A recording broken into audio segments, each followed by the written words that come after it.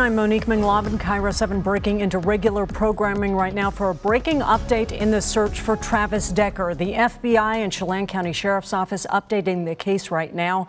Let's take a listen right now as they give us new information. This is live for you right now. We're conducting a grid search operation over the next 2 days. It's currently taking place right now. We hope to find evidence that will lead us to Travis Decker or any information regarding the murder of his 3 daughters. By thoroughly searching and documenting the area, we can help prevent the need to review the area in the future by collecting all possible evidence. Today there are nearly 100 FBI and partner agencies personnel on the ground to participate in this search operation.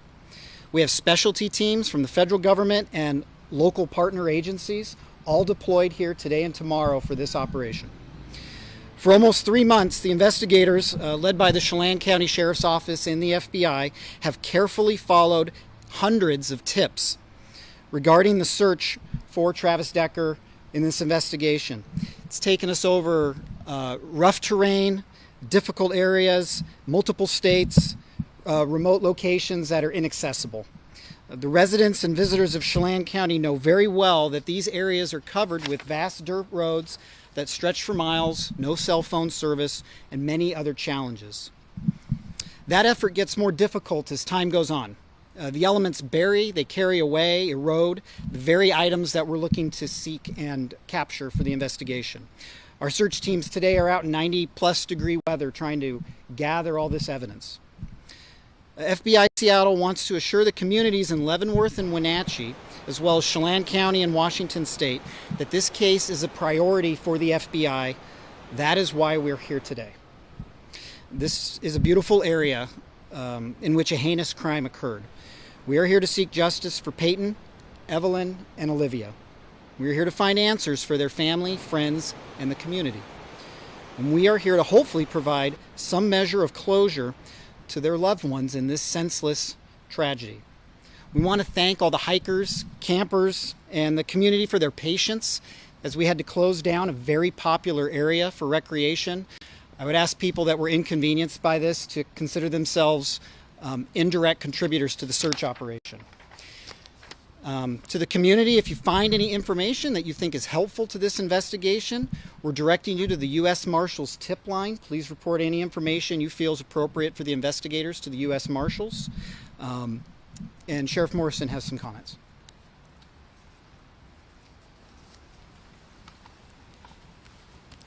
Thank you. Thank you all for being here again. I just want to publicly recognize Peyton, Evelyn, and Olivia again. We have not forgotten about them. We still send our thoughts and prayers up to them. We're thinking of their family during this time. But more importantly, I just want to say thanks to the Seattle office of the FBI and all the partnering offices that have also come out to support this current operation. We've made it very clear over the last 3 months that we have not given up. We've continued to track down leads. Our investigative unit continues to follow up on evidence that's coming back from the Washington State Patrol.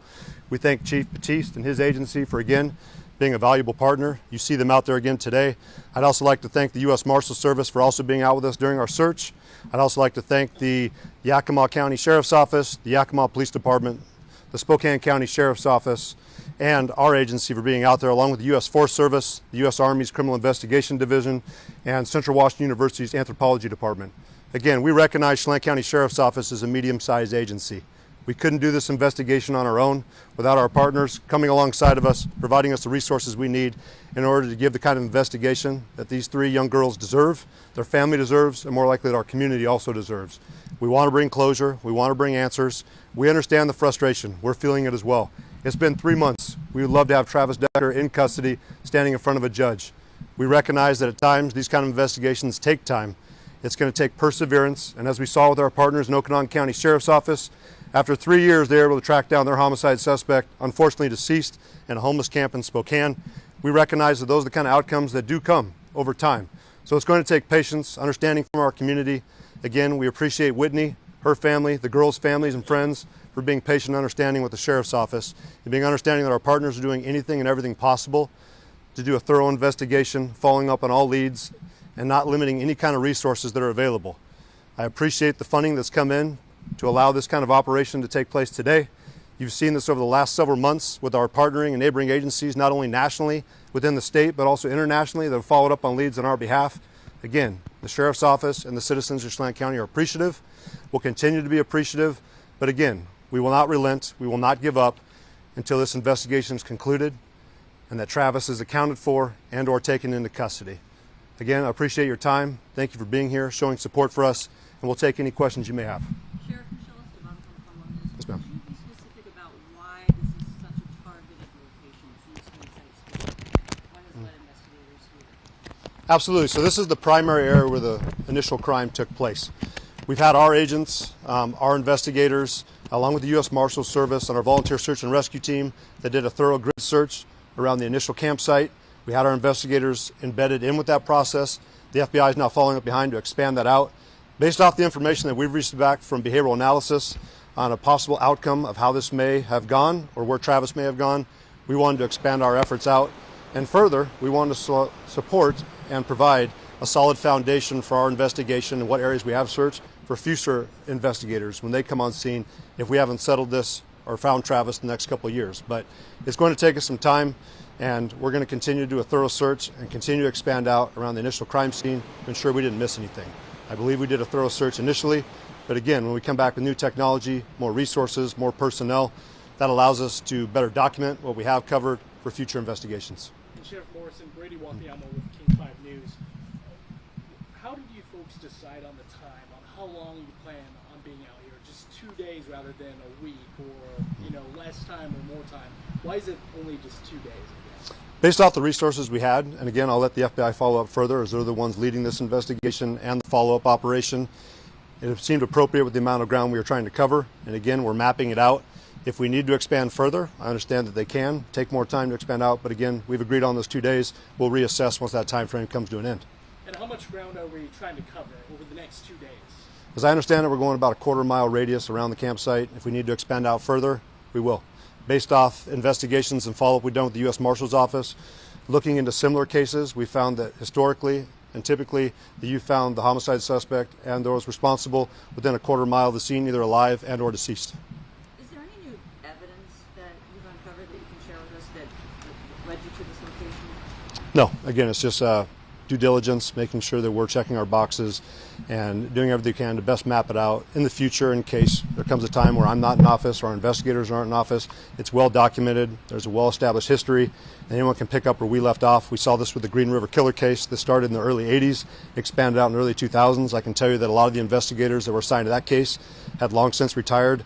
Once he was taken into custody, again, we want to lay that kind of foundation in case our investigation goes that long. But we remain committed and going to make sure that we do a thorough job. Sheriff, are you guys still using the air resources as well, or is this all a foot search today and tomorrow? This is all ground, but we do have air resources if we need to call them back in. And we appreciate the FBI for taking point on that. We also appreciate Spokane Police Department that brought their drone unit before. We've had our drone unit out, along with Spokane County, Snohomish County, King County, our air units, and Washington State Patrol's fixed wing. So we know if we have to call upon them, they will be available, but at this time we understand that getting boots on the ground and into the thicker brush is probably our best point leading forward. Sheriff, is there kind of a rush to get out here and possibly try to get things settled? I know that you're closing for the next 2 days, but Memorial or the next holiday is right around the corner. Do you guys foresee maybe taking the rest of the week, expanding into other areas, or is this just going to happen over the next few days and then we're just going to wrap up before the holiday? We've never been rushed. So this is an investigation looking into the homicide of 3 young girls. If it requires us to expand our time out on the ground further, we'll do so. We're going to start off with 2 days. We understand that they're limited resources. These are taxpayer dollars that we're utilizing. We're not going to be wasteful with them, but we're going to make sure to be thorough. If we need to go out to the end of the week, we will. The holiday weekend is not going to obstruct our investigation or slow us down. We understand it may be an inconvenience for those who want to come here and recreate. We are a tourist destination. We recognize that, but we're also 2,900 plus square miles. There's other places to camp. We appreciate the community support, those visitors' support, and we understand this does present an inconvenience, but there are a lot of other areas where you still can recreate, camp here within our county. We welcome you, but for the time being, that area is closed for our operations, and if we need to expand out, we will. But we've never been in a hurry. We're going to be thorough. We're going to be detailed because justice remains on it. So it depends on us. We want to make sure that we're doing everything possible to present a strong case when we get to court. And Sheriff, you may have mentioned this before, but what additional resources are in this search versus previous ones? What's the difference? I'll allow the FBI to expand out more on what they brought to the table, but I can tell you just the resources available from the units that are coming in. I've cited the U.S. Marshals Service, the FBI. This is the first time that I've seen the U.S. Army's Criminal Investigation Division on the ground too. We've had electronic sniffing dogs, we've had specialists in different fields. So we're just expanding out with what we have available to the criminal justice system, and that's not available to the Sheriff's Office. And again, we couldn't do this without the FBI's support, and we're grateful for that. You might be repeating yourself, but would you mind just sort of emphasizing what role the FBI will play and how they're going to take the lead in this search and why? They are the leads in this search. They're the ones that put forth the personnel, the funding, the coordination, the logistics. Again, we thank them. We appreciate them coming all the way over here and doing this. We understand what kind of a time consumption this is, what a resource consumption this is.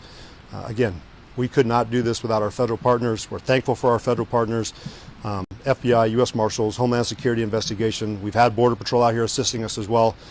Just thankful for our federal partners, our local partners, our state partners, and we'll continue to work with them as best we can.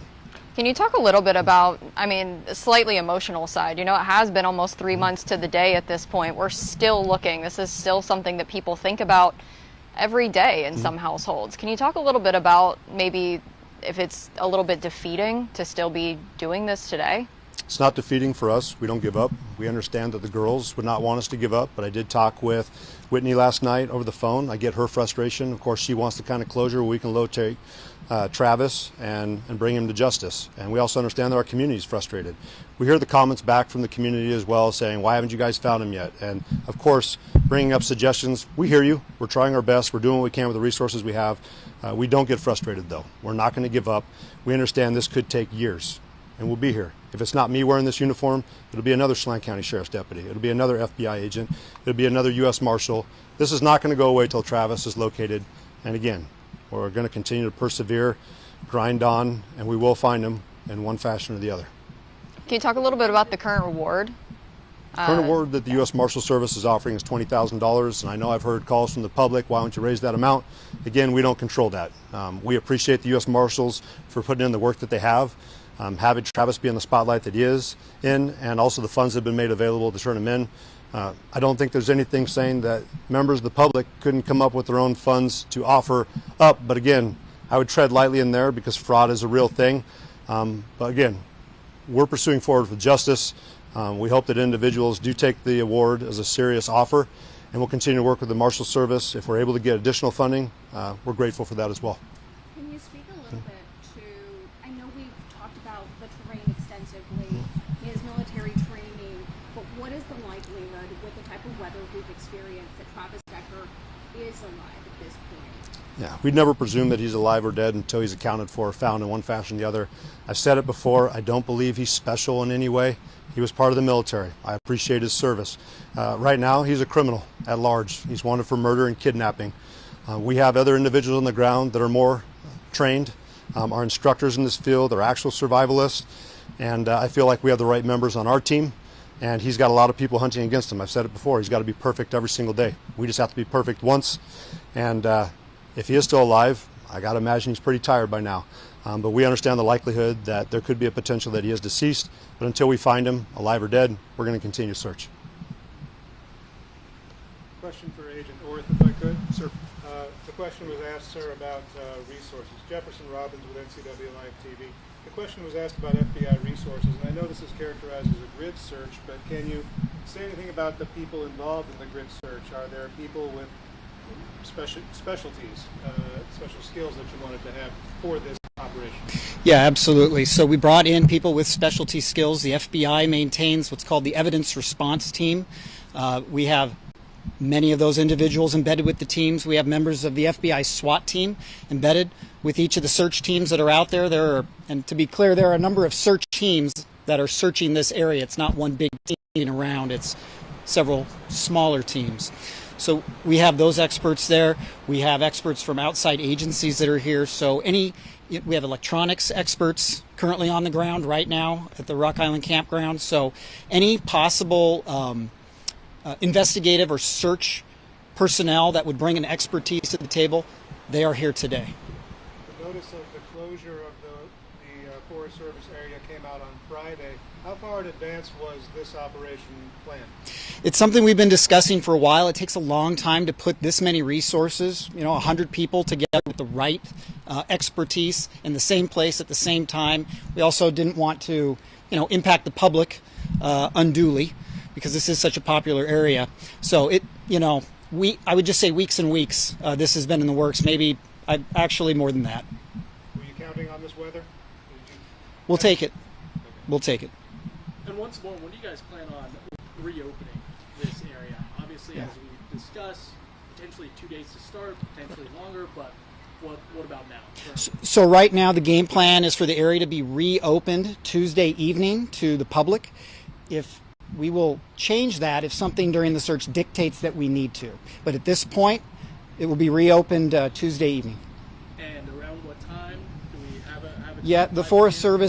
Service websites post a specific time. I believe it's roughly 5 o'clock. The Forest Service website has it for sure. When we're talking about this search, is it day and night, or are we doing like a 9 to 5 search? What does that look like? So it's more daylight hours is when we're searching. Even though it's really hot, we're searching daylight hours. We are going to have personnel overnight at the scene, but they will not be conducting the search. But it's daylight hours searching. That gives us the highest probability of spotting something visually because this is just an old-fashioned ground search. As Sheriff said, boots on the ground, eyeballs looking at the ground. And for anybody who's gone into this area and hiked, they know it's thick and dense. For anybody who's gone into this type of area and bushwhacked, which is what the teams are doing now, they know it's incredibly intense. And so it's just very manpower intensive. And you say overnight personnel, what's their role in all this? Scene security. Yeah, the scene is locked down. We don't want people coming in at night. So we have personnel to lock the scene down.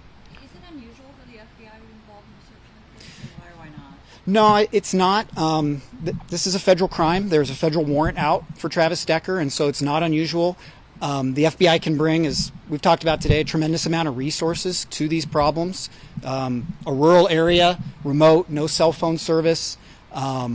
We can bring those resources to the table. We can partner up with our law enforcement partners to be force multipliers. But at the end of the day, there's a federal crime, several federal crimes that have been committed, and so we're shoulder to shoulder with the sheriff's office. But why now? It's been almost 3 months. You guys have gone over this a few different times. Several agencies have. You've gone back to Rock Island a few times. Why now? Do you think you'll actually find something different? Well, we have to believe that. Yeah, there's nothing wrong with being. You can't be too thorough in a search like this. Like I said, it is such incredibly dense vegetation that anybody who walks down one of these trails could walk 10 meters off the trail and no one would ever know they're there.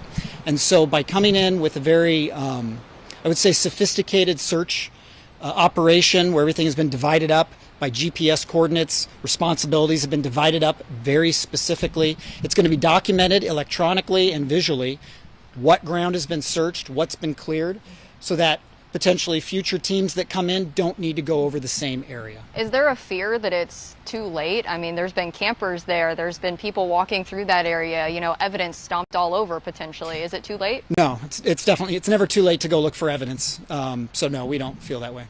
So I just want to be clear, is there a break in the case here? Does that have anything to do with why you're targeting this area? Or is it what I'm hearing, we just need to be abundantly thorough and cover that grid, which we know we can do in 2 days? We need to be abundantly thorough and cover that grid very, very thoroughly because the overgrowth, things on the ground get grown over very quickly. So we just want to be very thorough. There is no break in the case, to use your term. And the equipment they're using, is this just like machetes? Are they bushwhacking through? So there's The equipment? nothing special. So we have communications equipment back there because there's no cell phone service at all, but we have communications equipment back there so teams can be connected with our resources at FBI headquarters, outside resources if we need to bring additional things in, so the sheriff's office and the FBI can speak.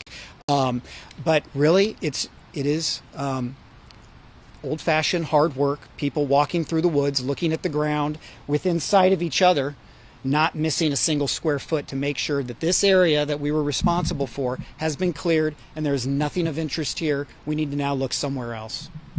Teams in the past. Are you confident that 2 days is enough to cover this, quarter-mile radius beyond the campground? Yeah, as of now, this is the right amount of time. We may actually be able to expand outside the quarter mile, depending on how the search teams do this afternoon and tomorrow.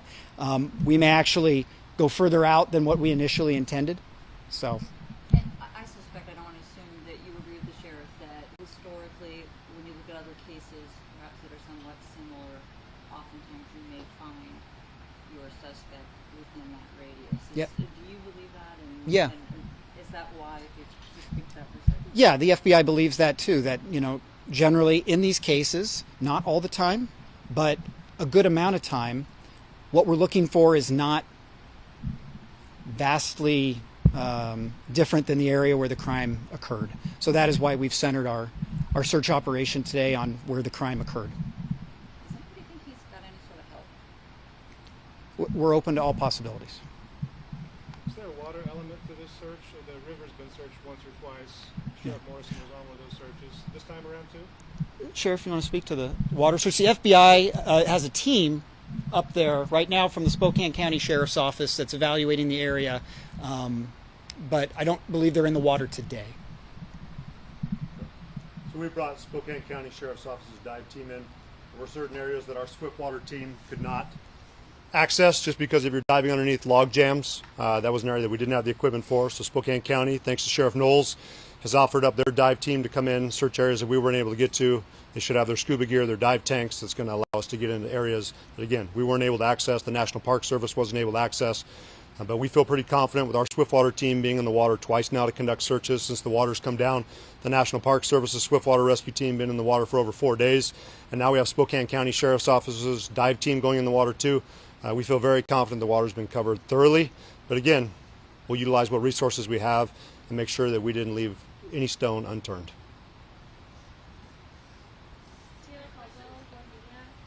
Beyond the grid search, do you guys have any other specific areas that you're keeping an eye on? That you're identifying? So for today, the operation is the grid search centering at the Rock Island Campground. There are lots of areas that are interesting around here, of course, that a man can travel to on his 2 feet. But today we're just focused on the Rock Island Campground area. I have a question. Sir. Scott Hobson with Fox 13. When you're, maybe not this case necessarily, but in your past experience, what kind of clues might you be looking for? Like maybe perps lose ball caps or shoes or something. Yeah. We're looking for anything interesting that is in the wilderness that would be left there by a person, specifically a man trying to evade law enforcement. So we're looking for anything. Are you guys still getting tips on that tip line? Pardon me? Are you guys still hearing from tips on that tip line? I'm sure it's died down Yeah, quite a bit. absolutely. Tips still come in, and every one of them is evaluated. Like I said, the FBI and partner agencies, the Sheriff's Office, the Marshals have cleared literally hundreds and hundreds of tips. One by one, an agent or an investigator or a team of investigators is clearing each one of those tips. They are still coming in, yes. Have there been any sightings recently in this area that we might not know of? Not from the FBI's perspective. I don't know, Sheriff, if you followed up anything recently. So we've had reported sightings. We've had our partnering agencies, and of course our agency also tracked down. They have not turned out to be Travis, but again, we appreciate the community remaining vigilant, reporting it to us, and again, we're not going to overlook any investigation or tip that comes in. So we get it. Just our most recent sighting that we documented over there in Idaho. Clearly, that did not turn out the way we wanted to, but we appreciated the public again being aware of what was going on. Most recently here, I was talking with the sheriff with King County. It sounded like one of their council members had also viewed someone potentially when they were out hiking the Pacific Crest Trail. King County Sheriff's Office went out and did a follow-up on that. We appreciate it. We know they're spending around 12 hours more, from what I understand, doing a search, following up on that information, but again, it didn't pan out. But we continue to get it. Even today, as I was going through my mailbox, we had a couple more potential sightings that came in. We'll forward it back over to our partners with the U.S. Marshals Service and our investigators. But we do have things that we're following up on. And again, we appreciate the public for helping us out. Sheriff, would you mind just reminding me, has there ever been a sighting of him right in that Rock Creek campground, Rock Island Campground, after the bodies were recovered? There was one potential sighting that we had with our search crew when they were up in the enchantments area in the helicopter. We did track that down, but I'd also point out when Kittitas County, thanks to Sheriff Myers and his staff for following up and helping us out, they had an individual that was a potential sighting that took off running from them. They did catch up, and unfortunately we just found out it was an individual who didn't like law enforcement. I don't think it's the first time we probably experienced that in our careers, but we get those kind of incidents as well. Yep.